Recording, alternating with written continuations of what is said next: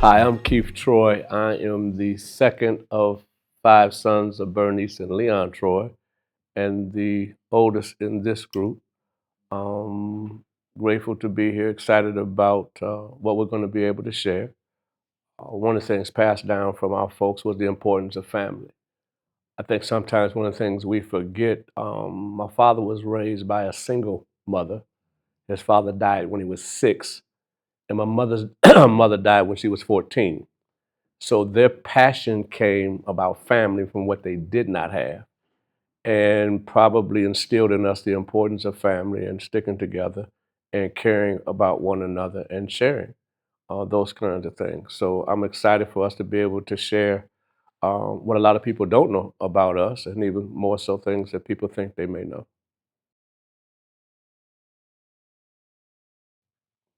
Probably what was modeled was a tenacity about family. I can remember mom always saying, be mindful of the name, and that wherever you went, you represented the name and don't bring shame to the name. It's all boys, so it was interesting. And we teased her. She was one of 10. She had six brothers.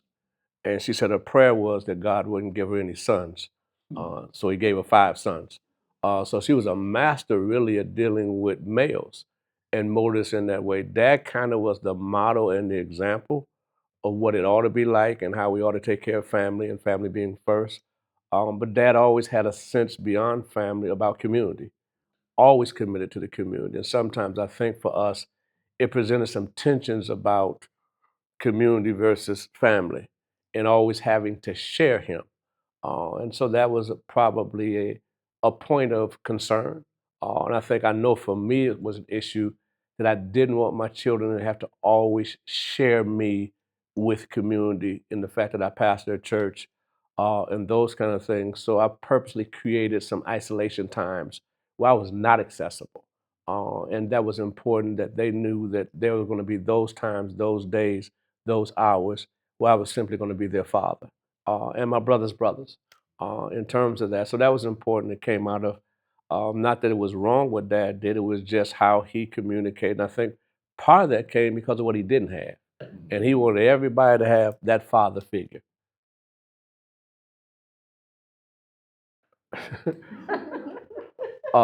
Dad was born in Cleveland, Ohio, on Scoville. Those from Cleveland will be able to identify that. Mom is Toledo, Ohio. They met in Toledo.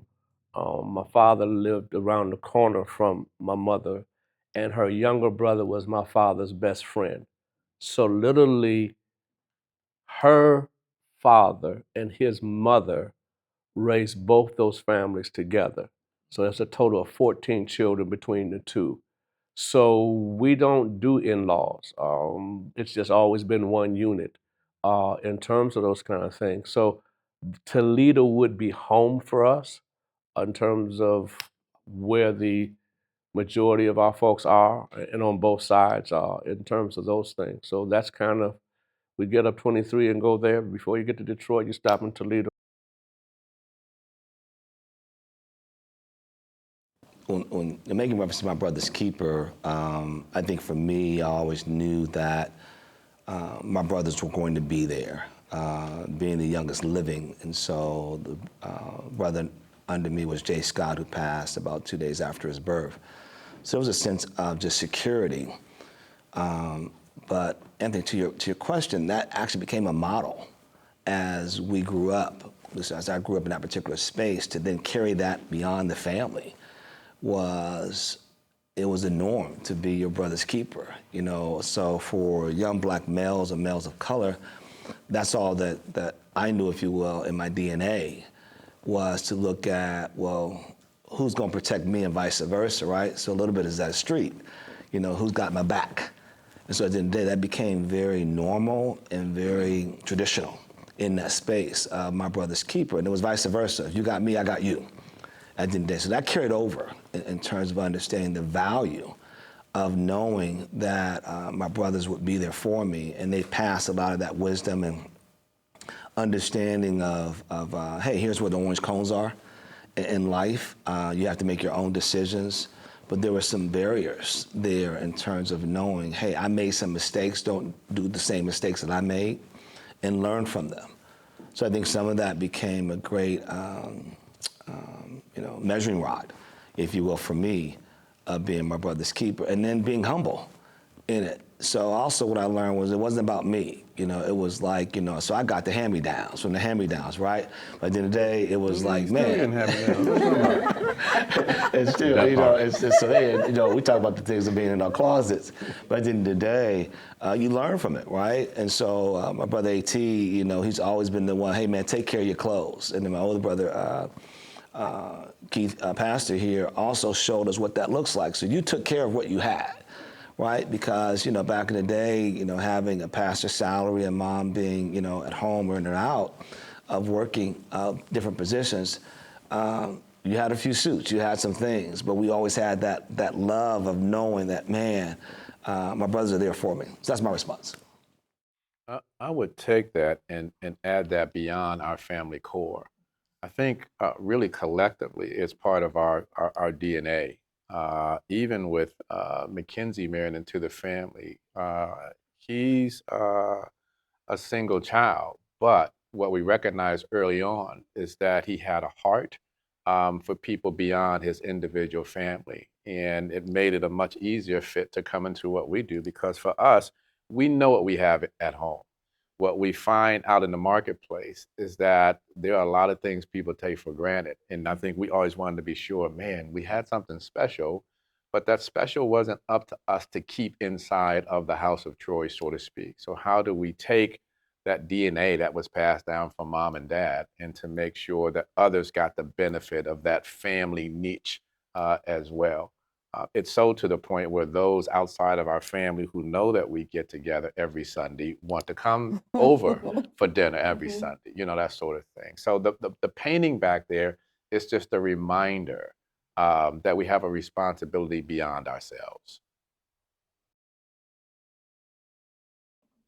I want to underscore, Anthony, the word that Aisha used in terms of building. Every Sunday when we're together, it's not just about fellowship. We are reconnecting with one another in cases where it's needed. We are restoring one another, and we are continuing to build. And I think it's important to note that it's not just us; it's the grands as well. And we often say more is caught than taught. So they're watching. And so the practical response would be one, be cognizant of the fact that people are always watching. Dad used to say that all the time, people are always watching. And be mindful. I remember a conversation I overheard him share with you, which is never have anything in the pew compromise what you're trying to get done in the pulpit. And essentially what he's saying, it had nothing at all to do with the religiosity of what we do. It was, man, make sure that your walk and your talk in the marketplace people can't turn a deaf ear to when they step into the sanctuary. And I think we try to be mindful of that as we're building. Somebody's always watching, right? And to Maisha's point, you have to be committed to building it day in and day out. I would also add to start small. Sunday dinner started out as first Sunday dinner. And it was every first Sunday of the month that we would all get together and rotate houses and things of that nature. It evolved into every Sunday. So just start small. Yeah, and it stopped rotating. I haven't figured out why it stopped rotating. That's the grandkids. I mean, That's true. That's true. It seems to be at one address every Sunday. for a small fee, we'll give you that. But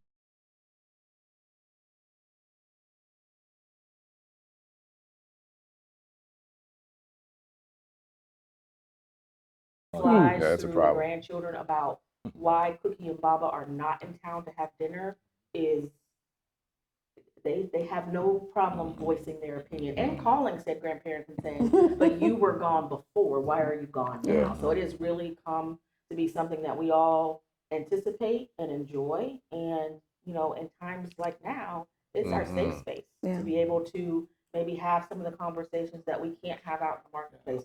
It's the time to come around the table and check in on each other, make sure we're all good. As relevant as this past Sunday, I was away in Washington, D.C. on another assignment. My flight was scheduled to leave at 3 and get back around 5. It was called to my attention that that was going to make me not be there for prime time. So my flight got changed to 1 o'clock. I landed at 3:15 for a 4 o'clock dinner. Uh, and and for me, I had to make some decisions personally because Sunday's a work day. My colleagues know I'm not doing Sunday afternoon programs. The 3:30 programs and those kind of things.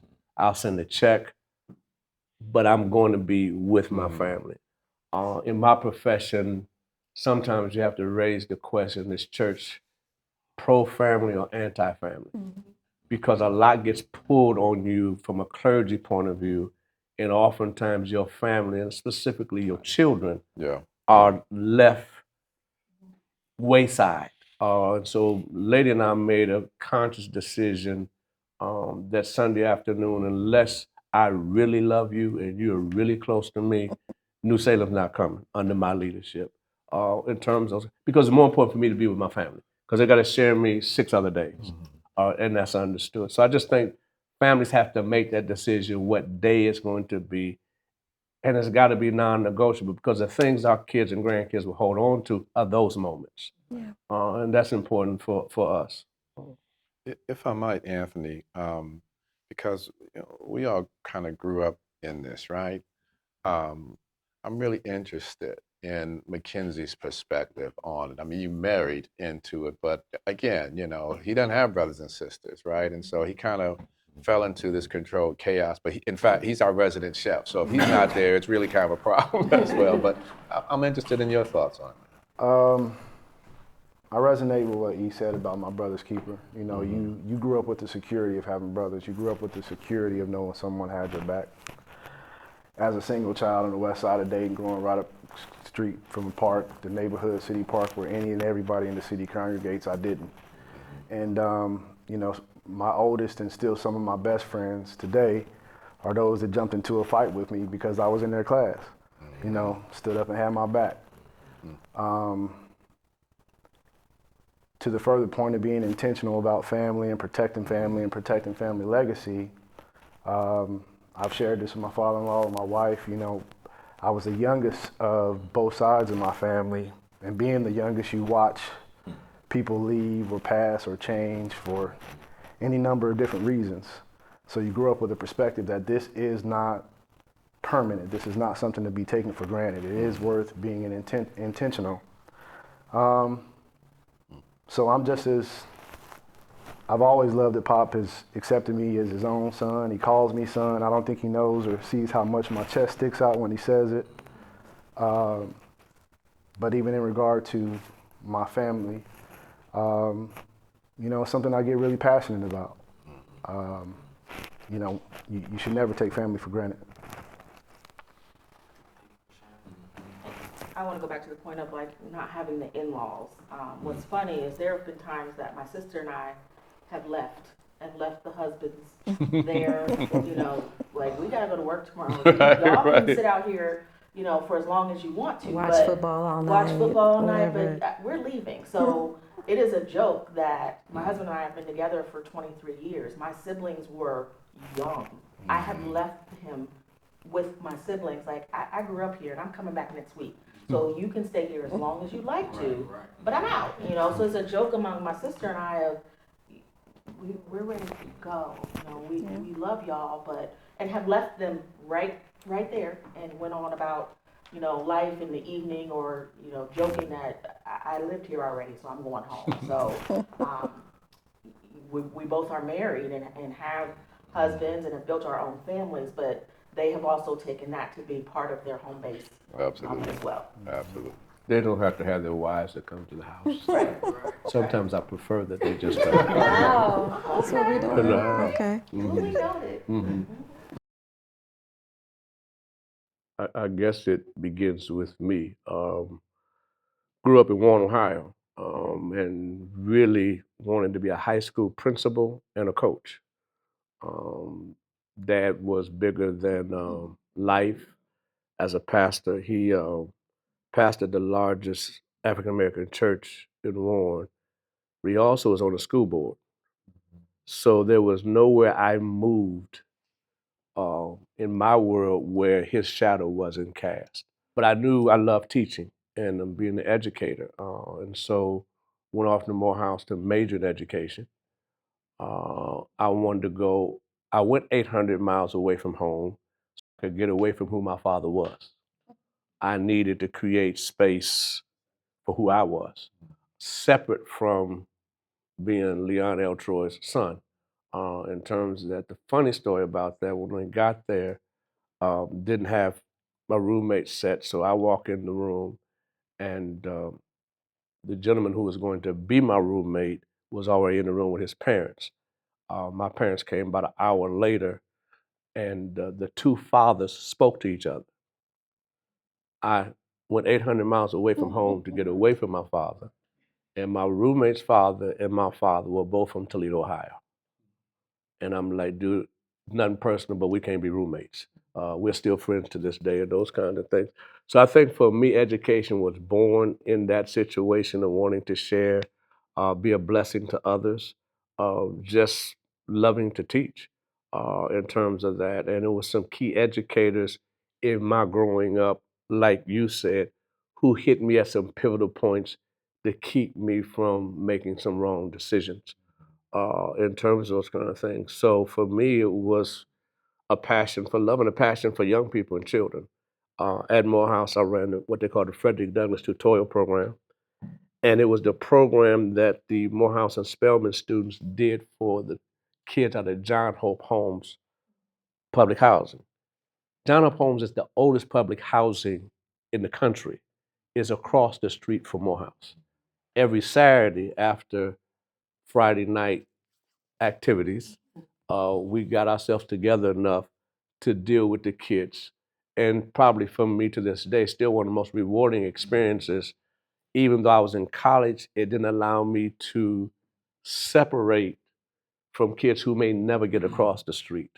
In terms of, and kept us, I think, focused and centered and mindful of the fact, don't forget where you came from and to be a blessing to others.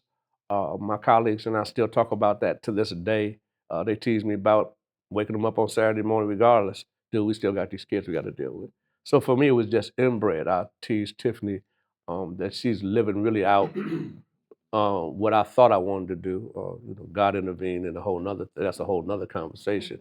So I kind of smile at how I think teaching for all of us, whether it's formal or informal, it's kind of what we do and where we kind of set our mark. I think that to tie in the HBCU experience, right? I was never really a cat that was in love with school, right? I was a good student, but wasn't a great student. But in our household, no grades, no play, bottom line. And so for me, being cognizant and of the importance of education and getting good grades was a key to being able to play. When I went down to Morehouse, right? And it's probably the same for everybody, no matter where they went. The popular kids were the kids that were setting the curve. You know, it really wasn't about the sports. And so, almost like moving from JV to varsity academically, the HBCU experience is like, oh, you may have been tops where you came from, but you're at a whole different level now. And if you want to be relevant in that space, grades was the starting point. And you know, the whole realm of education. So I think certainly having a solid foundation that we came from, and it certainly being modeled in almost an edict in terms of our family construct, but then being placed in an environment where that became the norm, you know, was very important for my experience. Anthony, the other thing, I'm 6 years older than Adam and 8 years older than E. I sent for them Mm-hmm. so they could experience and see it. I don't know if that was a good thing or a bad Yes, thing. sir. But once they saw it, I knew they couldn't be satisfied with what the norm might have been for others. Yeah. They made those decisions on their own, but we were intentional about them experiencing that, and we're all the better for it. and you'll probably incorporate this. It's almost like we keep coming back to this notion of intentionality. I think a lot of times people assume that because you're in something that you're of it, and that's not necessarily true. We are almost, it's kind of like an oxymoron, organically intentional though, about the value proposition of the family as well as the importance of an HBCU experience. There are two members of our family who really represent the third generation from who are not here who had the HBCU experience, but that all became possible because he was intentional in sending them for us. I had never heard of Morehouse College. In fact, I was wondering at that time why he even decided to go there. He had scholarships other places. And when I got there, I understood, right, very, very quickly. And I think it left such an indelible impression upon both of us that irrespective of opportunities to go to other Ivy League situations, we both knew that's where we were going. Real quick to that, I think the exposure that my brother shared that we do now early and often of what you have not been exposed to. So KT sent me in the 10th grade, here. And the funny story is that I went down that weekend to Morehouse. And I said, why is everybody in suits today? Who's coming to speak? If you know the tradition of Morehouse. And so I kept asking. He said, boy, if you ask me one more time, I'm going to send you home. And he's like, no, this is how we go to class. So everybody was in suits and briefcases. And so I called home to my dad. And I said, look, I'm going to stay in Atlanta and stay with KT on campus. I'm in the 10th grade. I'm not coming back to Columbus. Because what I saw, all this black maleness, if you will, was like every day. So the motivation was, came back to Columbus, long story short, my dad hung up the phone and said, I'll see you at the airport and get back here. But I was motivated, right, to keep my grades up, to do well, because what I saw was, man, I could be a part of this. There were other options. We were both student athletes. But I knew if I got there, man, I didn't know I was going to be a part of, but because of my older brother, I saw what he was becoming. And so to date, 40 plus years later, I'm now doing work with his classmates. And as we talked about that black male mafia that was created, but also it was instilled by our father, that education was not an option. So I went on to work for the Howell Department of Education for 7 years, Board of Regents, not seeking those things out, but it just happened to fall in place around my passion of education. And so to have, a niece and others in that particular space, it's proud that is already happening organically, without everybody sitting down saying, you're going to be an educator, you're going to be a principal. It's just in our DNA. So in the day, we do that daily. I want to go back to something regarding Sunday too. We love to detox on Sunday. We just come in and be who we are. He's not pastor, he's my brother, always will be. But we come in that space of just not being our titles and not being what we work. And that day, it's like going to a spa of just spirituality and emotionally just being able to be vulnerable and being open and being exposed. Because come Monday morning, we're back in that expectations of last name, just whatever that means, and not from an egotistic standpoint, but just accountability, that you are held accountable to be doing what you're doing. It's not about getting paid to do it, it's the ministry aspect of it. But just go back to the education, that's all that we know. And so that legacy continues on knowing that, your best currency is your last name. My brother reminded me, get out of Morehouse in 4 and not in 5 and 6. I'm not looking at them right now because I did it and got it taken care of. But that was the standard. And being the youngest one, I didn't have an option, bro. It was like we had not come back from summer school. Have you ever seen this transcript? So I did it. Just stay right here. We're going to stay right here. No, I've seen this transcript, really. I got it done. And so, and they now can't get into places because of my name at the house. So we'll leave it there, okay? But it's all good. That's what I had that point. Brenda and I were very intentional for them to leave the state to go to school. I had 2 requirements. I want you to leave the state because you need to get away from me, your uncles, your grandfather, and preferably I can only write black ink. That was HBCU choice. Now, I worked for Ohio State University for 5.5 years. I knew that was a call if they wanted to go there. I purposely did not want them there. I want them to have their own experience. But not often joke, none of the 5 went to the same school. Not nary a one. We paid tuition for 20 straight years. Just changed the name on the checks. In terms of that, but that was intentional for us. Most of them went further away, but one just went across the I border. went, far enough away, but close enough to get back home if I needed to. In Kentucky State University, which is 3 to 3.5 hours away, depending upon how fast you drive. But one thing that I loved about our upbringing, and I think my sister will echo, is that our parents allowed us to be ourselves. They allowed us to have our own individual path, choose our own individual things. Yes, we grew up as Troys, as Troy girls, but we definitely had our own identities. There's a running joke now because we're both married 23 years, 19 years. And so our last names, we've taken our husband's last names. And when people find out who our family is and who we are associated with, they'll say, well, why didn't you tell us? Because we don't lead with that. We were taught to build our own story, our own legacy. Definitely the House of Troy and being of descendants of Troy is definitely positive and beneficial, but we were taught to be able to stand on our own as well. I echo everything my sister said, and like my dad said, it wasn't a choice. People laugh when they find out I didn't even apply to Ohio State. It wasn't even one of the applications that I filled out.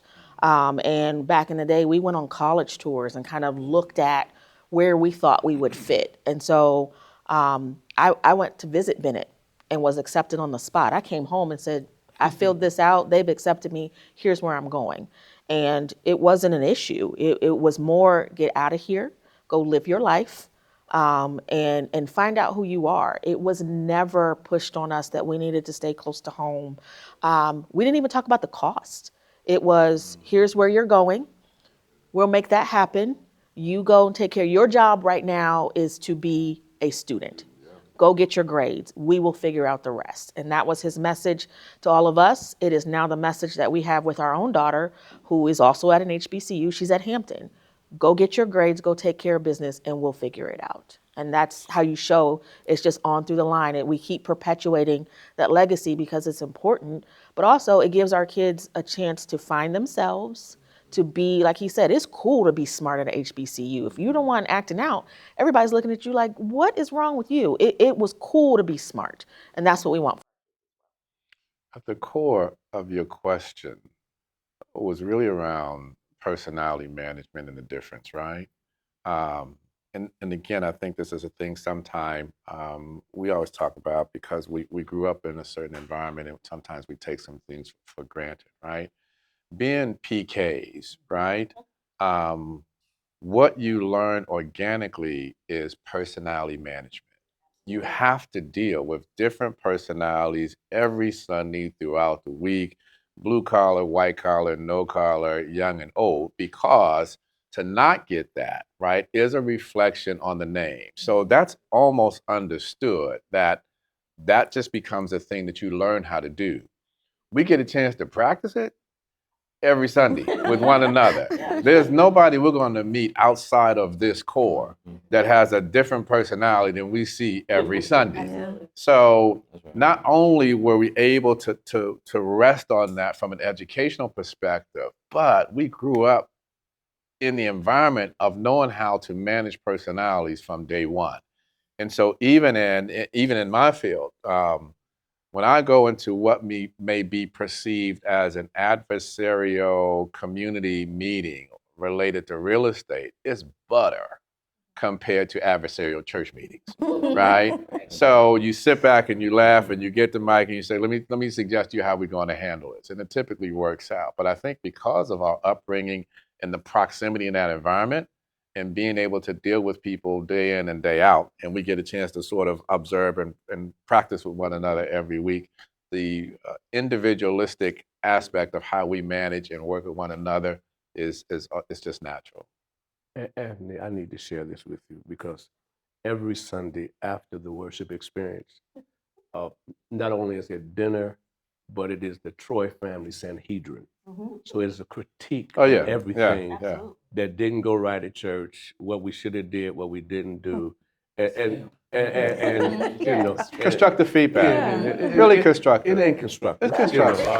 It's always a great thing. And it For me, comes. it's always great. It comes from all corners. Keeps in feeling some terms of kind of that, way you about know. it. It's always a good thing. And my standard answer after I've had enough is when they get their own church, they can do what they want to do. Right. But it's interesting that and to hear it from all those different perspectives. They go from my oldest daughter, who's in her 40s, to Carberry Lyric, who is 8. And my job is to feed all those appetites, males, females. And so it's a smorgasbord. And so sometimes when you may think service wasn't good, you may get the most positive feedback. Other times you may think it was great, and they will show you 9 different things that I didn't see, but they saw. So it becomes that real list, and everybody's got say so. You know, they don't have no, they have input. They don't have say so. And I just kind of smile about that, and I laugh because they all come from different perspectives in terms of those kind of things, and but it becomes the meat of what the conversation. So people say, well, what do y'all talk about? Well, either how good or how bad church was in terms of those kind of things. And sometimes I really don't care what they say, and I just nod my head and say, okay. But I think it's unique to us to be, and I think each family has to find that piece in terms of that. And I'll add to that's really the basis of love in our family. To KT's point, the feedback or what I saw, my lens, if I didn't love you, I wouldn't speak on it. Or I'd just be like, it was all right because it's not impacting me. Everything that we do impacts all of us. So at the end of the day, when you make a decision, it is a ripple effect of how and where is this going to hit. So at the end of the day, you have to be very strategic in what you say, how it's going to be perceived, to my other brother's point. But more importantly, where's the love at in this, right? And so our mom taught us that. She was the rock in understanding. She was very silent in a lot of ways, but man, very impactful, 5'2", and ran the family a lot of times in terms. So we saw that behind the scenes because we knew if mom showed up, it was on. It was on, and dad was a great figurehead. But if we knew, and mom said something one time at the dinner table, right? And when we didn't meet her expectations, she cooked liver, right? I'm making them laugh right now because nobody liked liver but mom. So she set a tone like, oh, y'all not listening to me? I'm cooking, this is what we have. We start looking around, and to eat everything. We could not give it to the dog, Anthony, right? And so at the end of the day, she set a tone for us of expectations from a queenship standpoint, but also from a family, that love is always got to be a part of your MO.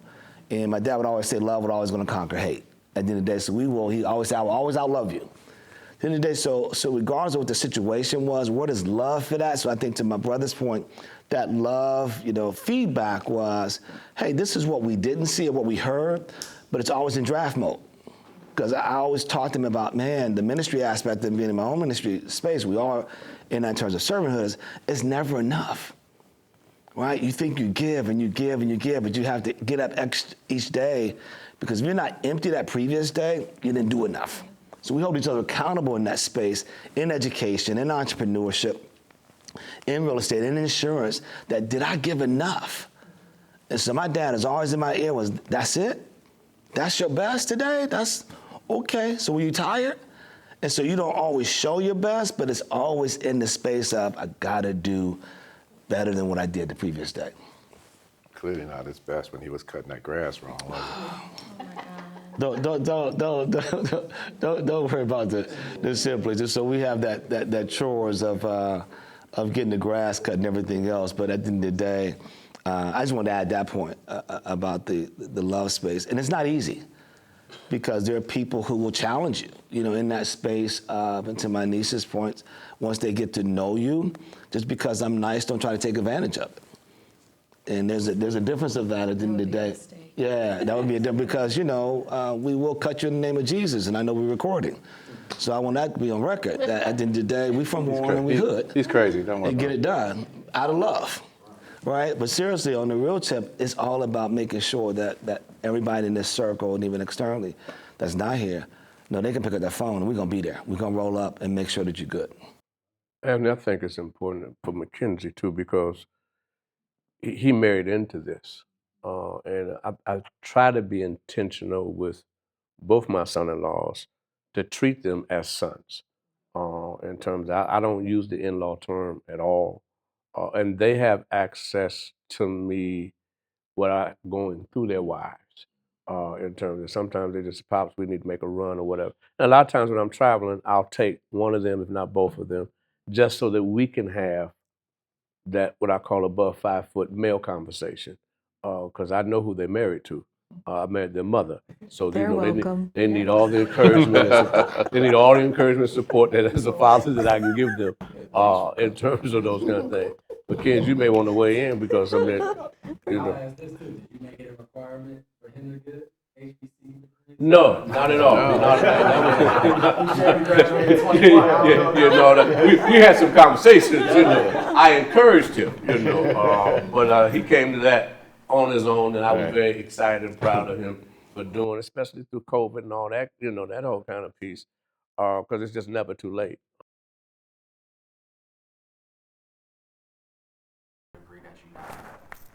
Um, to back it all the way, I mean, interestingly enough, you know, I come from a family, at least the people that were most instrumental in my education process were also educators. My grandmother was an educator. My mom was an educator. It seemed like there were no teachers or administrators in the city that didn't know them. I graduated high school with academic honors, had a academic full ride to Ohio State and blew it. For a number of different reasons, right? Pop and I talk all the time about, you know, matriculating through college or higher education isn't so much about what you know, but the discipline you're able to instill. And that was really what I was lacking at that time. Discipline, family structure started falling apart, you know, and that inherent trust to be able to go someone and say, listen, my world is falling apart. You know, I could not find that person in enough time to kind of help patch things up. And I survived and I made a living without it, right? So COVID comes and I reflected a lot about, you know, the fact that I hadn't finished this thing up. This was never supposed to happen to me in that way. You know, my dad and my uncle both Central State University grads. My grandmother being a person at the time telling me when things were falling apart, you know, maybe you should, you know, your dad went through something similar, maybe you should go to Central, you know, and I didn't listen to the advice then. But thankfully, Wilberforce was one of probably the first, or I can't say first, I don't know the facts on that, but they were very early on having a non-traditional route into getting your degree. You know, for people that had professional experience and they had been offering at that time online process. So it was one of those things where it was time. It was time, and you know, I'm a proud grad because of it. I've quietly shared with my wife, you know, I haven't worn or cheered for the Buckeyes the same way since I've graduated from Wilberforce. You know, that is someplace I've been. It isn't who I am. But more so than anything, I guess kind of back to the friendship conversation, you know, I will quietly have conversations with youth and advocate for them. One, when they're making their choice, more so when they're having challenges, and just encourage them, you know. Again, it's not about how smart you are, more so than having the willingness and the mindset, the dedication to get it done. I will say, I'll add to that, he didn't tell anybody that he was going after it. You know, he kind of quietly did it, made a decision, and kept it secret. You know, and not until he was almost finished did he share, listen, you know, I decided to make this choice, is my choice, and I think I found out you had two classes left, you know, but it was something quietly that bothered him that he wanted to conquer. And as the days went on, that we were stuck in the house, you know, quietly, just on his own, doing his thing and finishing out. So Very proud of that.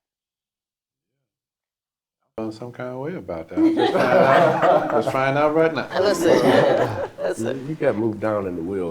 Clearly, my status has been shifted. I think to add to something real quick is that No, we you all don't. have No, you found don't. No, you our don't. own way. 'Cause you asked Yeah. that question about personality, and I think it's important that there's a level of accountability, but also respectability. And you got to find that journey on your own. All of us have been in that particular space of what you thought you were going to be or where you thought you were going to end up.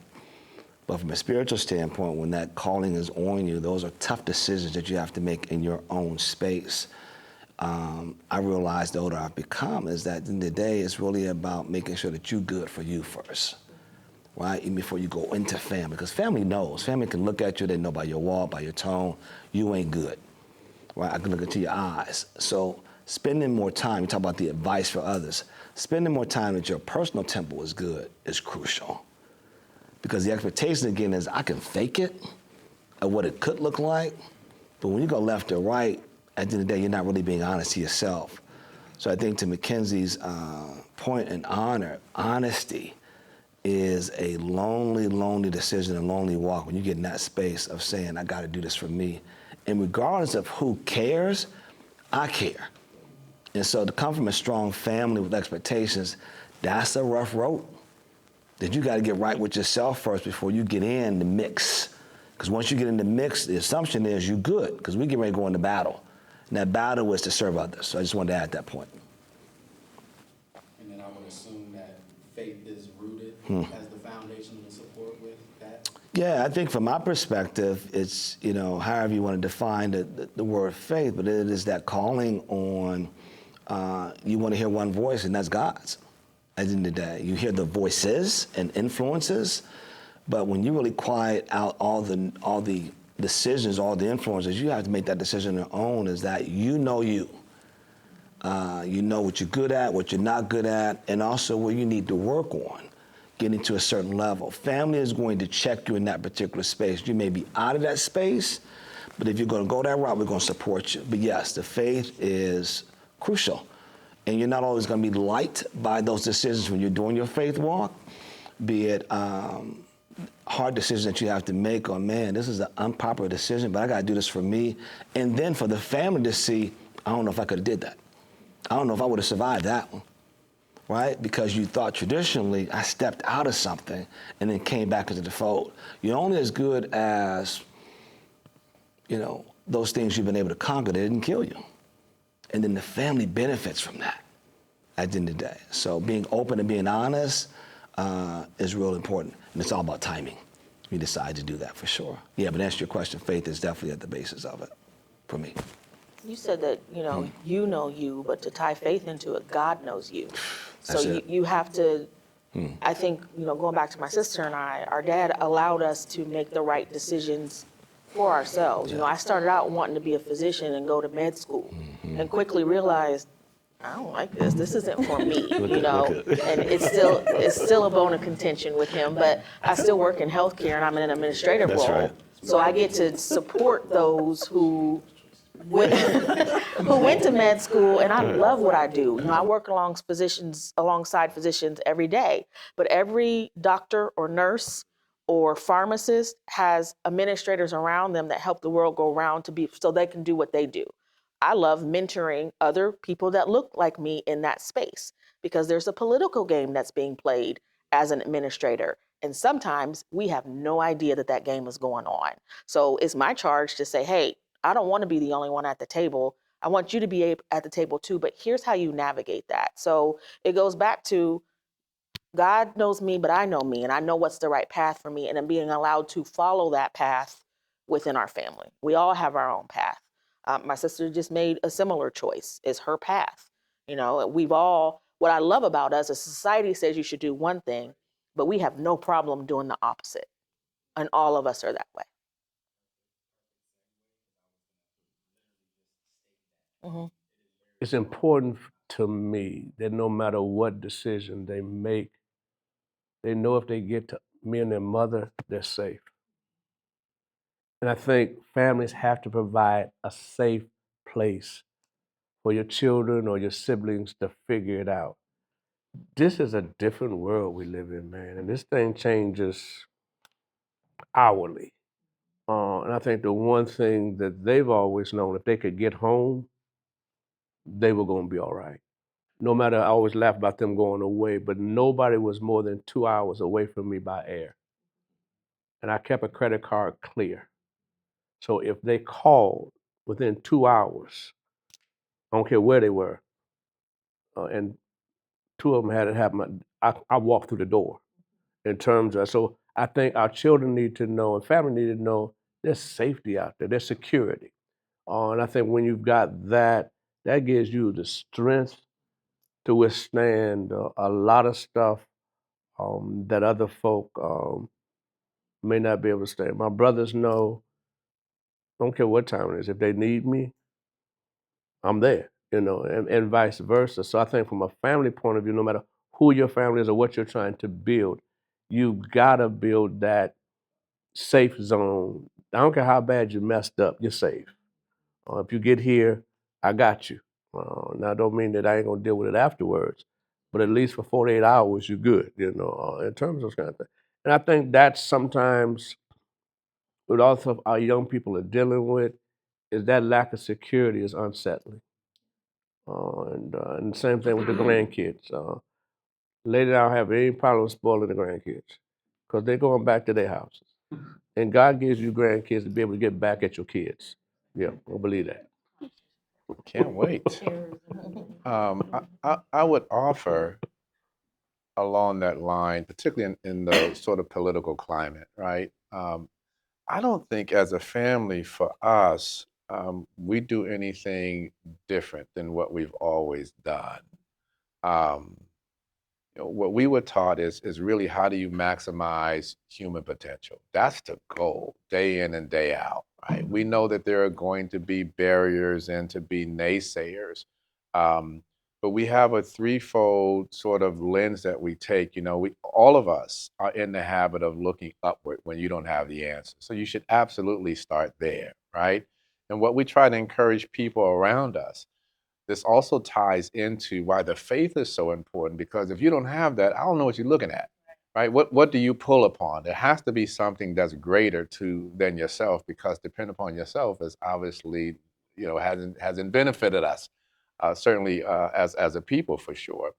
The other thing is to make sure that you are looking outward. Service will always pull you into, I believe, a better space. Um, and you said something earlier, which is it's certainly easier to sit around and stay focused inward on what you don't have. But there's always going to be more or less. And so what you have to figure out is how do you take the hand and the card that's been dealt with you, right? And maximize that. And I have always found by looking up, there's my faith. By looking outward, there's somebody I can give service to, right? Inward for us, again, is every Sunday. This is how we begin to look inward, to check ourselves, to make sure that we are aligned, because as our brother likes to say, Sunday, not only inside of church service, but also at the house, that's the huddle for us. What we have to be ready for is Monday through Saturday, you go back out into the marketplace, you're working and you're looking outward and you're looking upward to take what you have basically talked about and learned inside the huddle. And that's the advice I would share with everybody, right? You have to find time to huddle with those who are closest around you. Hopefully you are aligned in thinking and are aligned in execution, but it's that threefold lens: upward, outward, and inward. My work is mostly with young people. And so what I would offer is to make sure that there's connection between adolescents and their parents, especially with everything that's going on in the world today. What we used to have to wait to hear on the 6 o'clock news, they can get in their pocket in 6 seconds. So it's very important that parents and young people stay connected with one another. Parents need to know what's going on in their kids' lives and their kids' worlds. They want to come home and have the door closed. Every now and then you need to open that door and find out what's going on, because of that, the connection, the protection. And also, we talked about faith, but that's important. Our pastor talks about being intentional about making sure that your child is connected to faith. They have sports, they have all of these other activities, but it's important to make sure that they have time to make sure they have that connection with God. For me, I think this is a surreal moment, having no idea that in 1972, when I made a decision to go 800 miles away from home, didn't know anybody who had been to Morehouse, that it would come back. And excited for that, but can't say I knew what this journey was going to be like. I'm old enough now, and I've been through enough stuff. At the end of the day, did I make God smile? Everything else is secondary. And we waste a lot of time trying to make folks smile who ain't gonna ever smile. And when you've done that, the peace comes, everything else falls in line. I always tease them that um, my memory is a friend to my faith. It's what God has brought me through, and not all the good stuff. The reality is you remember the tough stuff, the stuff nobody knows. Everybody sees the Sunday morning me, but I've been married 50 years. She's seen me at my worst, and God has seen me even worse than she has. So I think when you get that lined up, it releases stress and tension. I'm not walking in the room worried about who knew I was there, noticed or whatever. I'm an introvert by nature. So what I do forces me to. My wife says he's an introvert with extrovert tendencies. That's the reality, and many of my children are the same way. They'll turn the switch on, yeah, but it's not who. If I don't have to, I ain't have to do this. He needed this. I ain't had to do this. I'm just a good older brother. I just a good older brother. But no, I'm serious in terms of those kind of things. And I'm older, and so for me, it's like, dude, a lot of this stuff is minutia, and it's gonna pass by. We've been this way before, and when you look at what our foreparents have gone through, come on, dude. We just survived stuff ain't nobody else survived. And that's what we're made out of. So this is a temporary storm. We'll be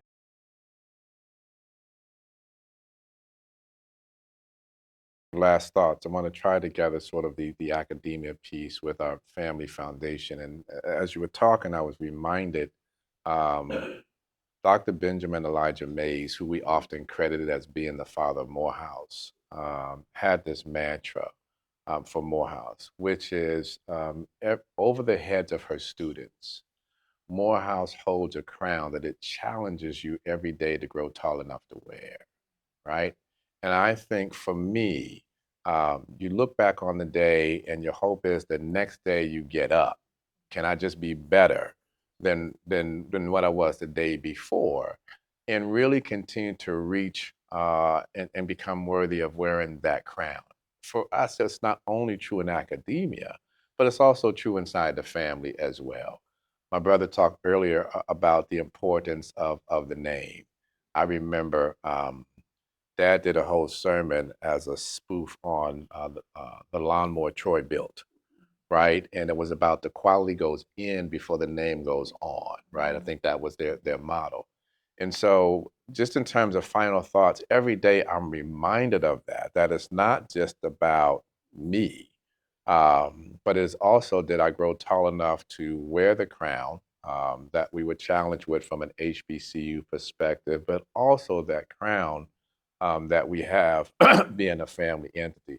It's one of the reasons, and I think you started out, this started out as an individual conversation. And in my mind, I'm like, man, there's like 7 of us, all the way from him down to, their daughter.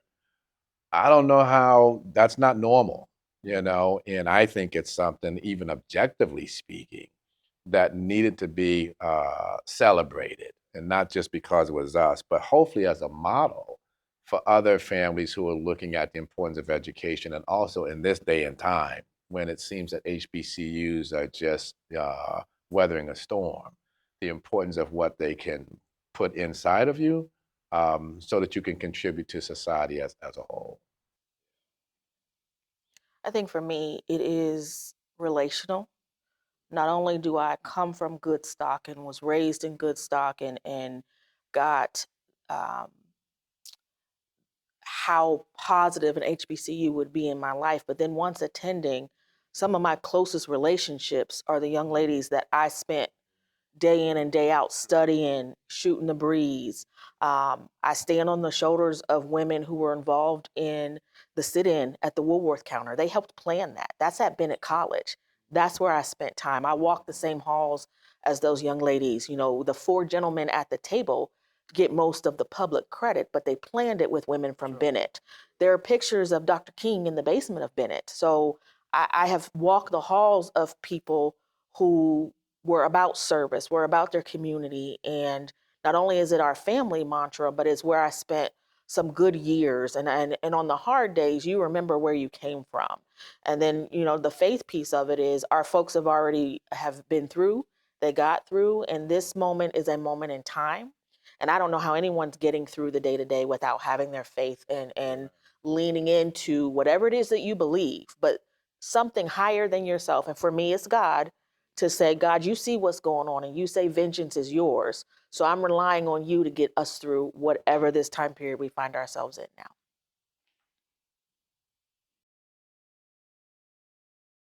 I'll just say quickly from an HBCU standpoint, I mean, obviously institutions were created to educate the people that, you know, no other institutions would accept. And this isn't a criticism as much as a challenge future forward, right? It's how do we continue to support those institutions, even though they may be at the height of popularity. It's also harder to get into some of the tops than it ever was.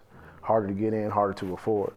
So are we being exclusive to people that we need to be inclusive of? So as a challenge, how do we as a people fix that problem? How do we lean into our alumni associations? How do we continue to preach that message to our kids of the importance of going to HBCU when let's just say the storm isn't present? That's my final thought.